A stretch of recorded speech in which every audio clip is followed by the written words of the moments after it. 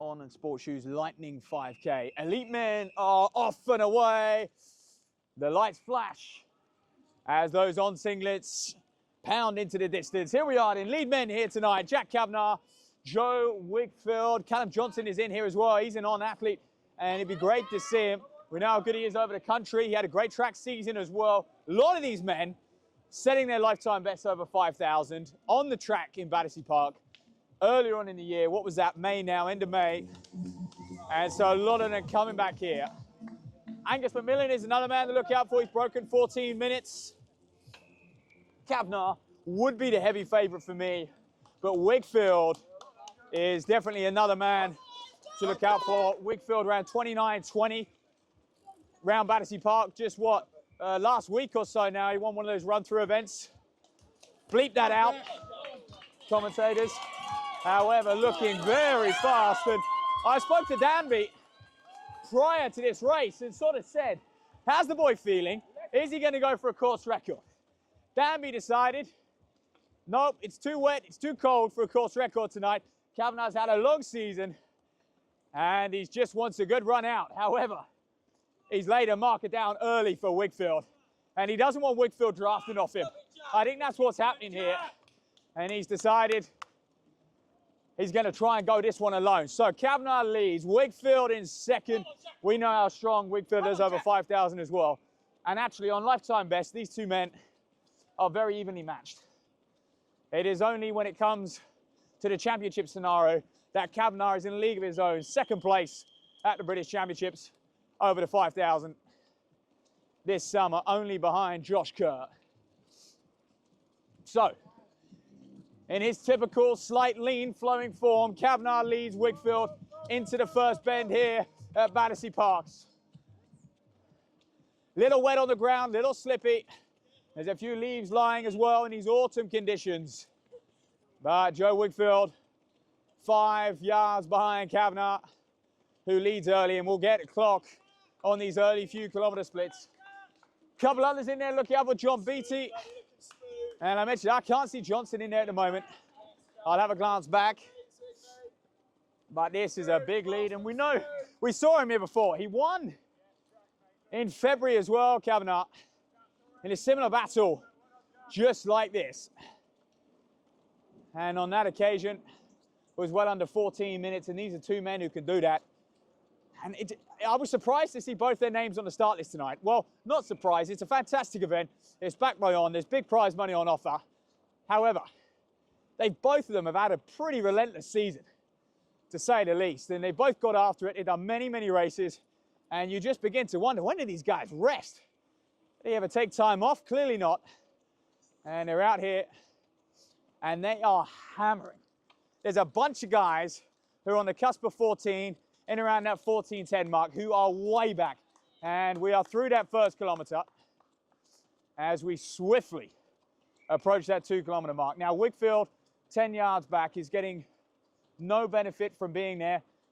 But in order for him to close that gap onto Kavanagh, he'd have to really squeeze things for 400 metres or so. And is it worth it for him at this early stage in the race? That's what will be going through his mind.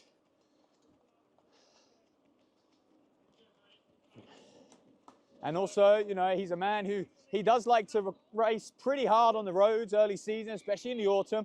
And I think Wigfield's a man who's shown his cross-country pedigree as well. He'll be eyeing up that Liverpool team, which also has that extra ticket to run for this winter with the World Cross Country Championships in January. I wonder if we'll see Kavanagh on the mud as well.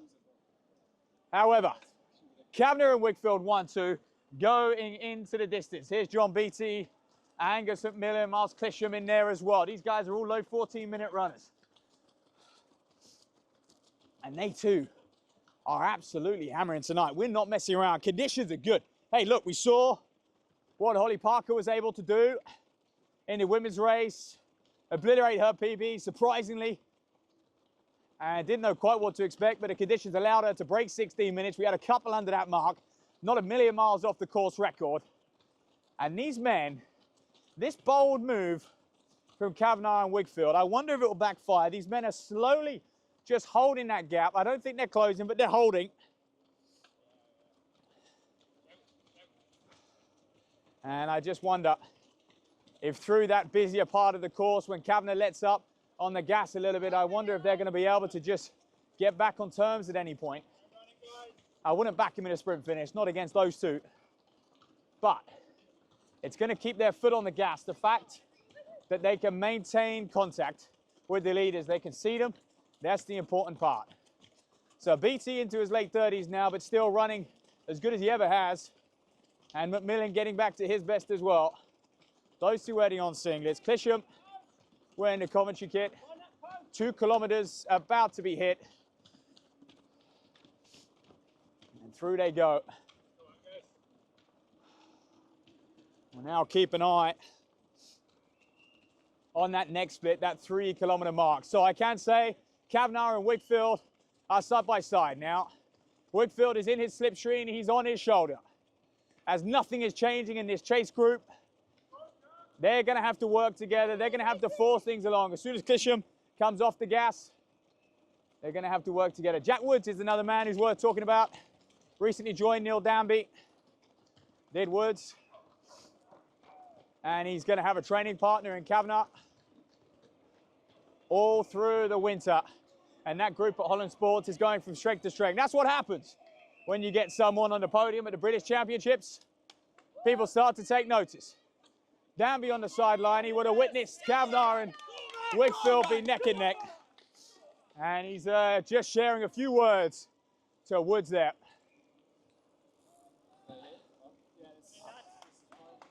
I think get up there. After the bandstand, we'll go by. Yeah. So the pair of them are neck and neck. We check back behind, it's still Clisham. BT, McMillan, they're the three. They're the three who look eager to get the work done at this stage. The other two, Woods, just playing the canny game, just holding on. The business end of the 5,000 coming. This is where you start to see those who are going to have what it takes to come out on top out of this group and perhaps, depending on the time, hunt down that sub 14-minute 5K.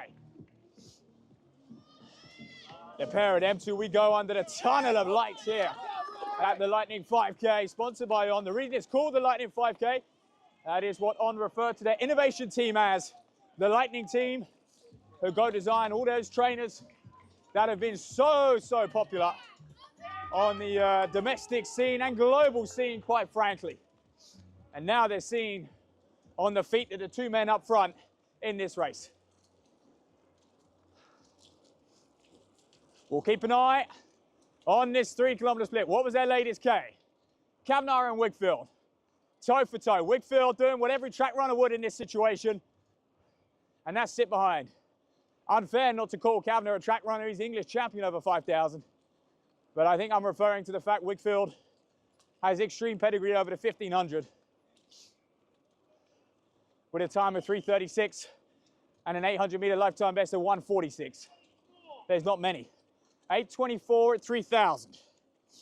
I had this kilometer in around about 2:45. So these men are turning the screw. They did slow.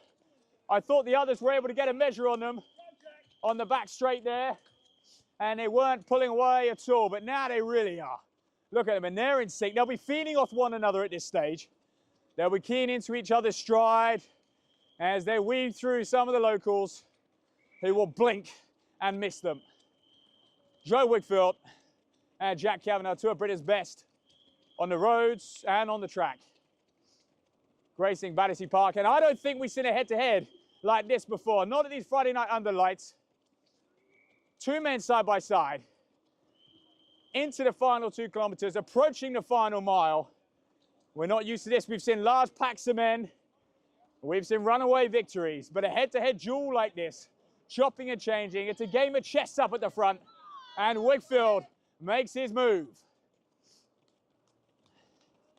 Kavanagh now, that gap just opening, will sit in behind. It was the patient approach which won him that silver medal at the British Championships 5K. Wigfield has shown clear signs of strength already.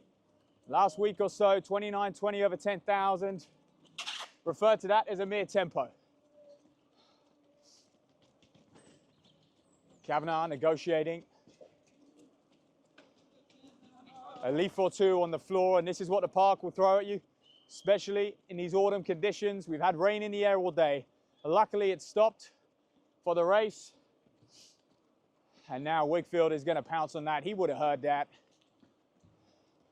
Kavanagh will stick at his task. He's won 6 races this year, and one of them the English Championships. He's a serial winner.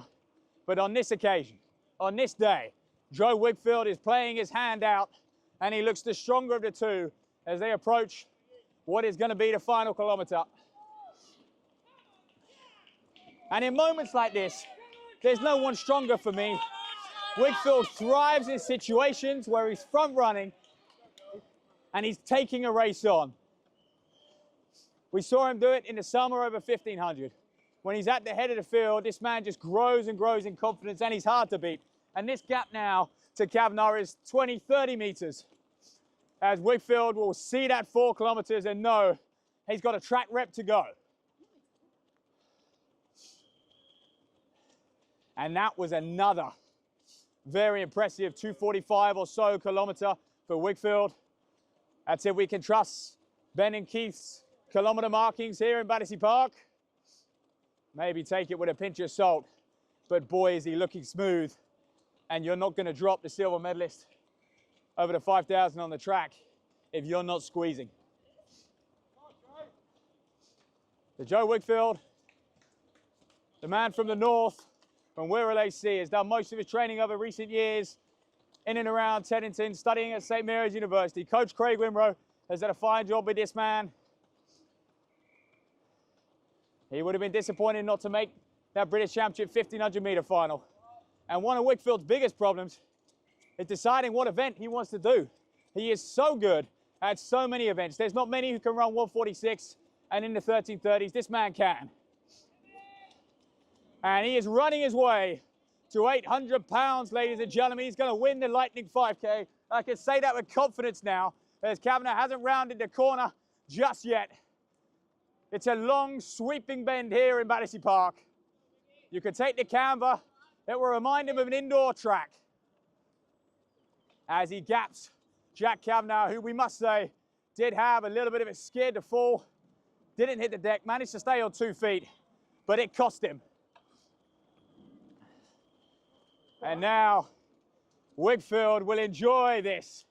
It's job done for him as he approaches the final 300 metres. He knows Kavanagh will have a close. He's got a race for the clock now. His last 2 kilometres have been just outside 5:30. He's been absolutely hammering. Can we talk about a course record? Can we talk about 13:36 of Jack Rowe? It was the very first 5K we had here in Battersea Park. It hasn't been touched since. Well, Danby appreciates what he's seen on the sidelines, claps Wigfield through as he waits for his man, Kavanagh, to come round, who sits in second, who won this event in February, and he's not going to do it tonight. And the way Wigfield is moving, he is going to be one of the favourites coming into the winter, over the road, mud, whatever the distance, whatever the terrain. This man can run, ladies and gentlemen.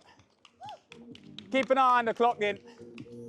We are looking at 13 in a bit minutes. Is he going to break 14? We're going to be just under 14 minutes. It's been a massive close from Wigfield, 13:55.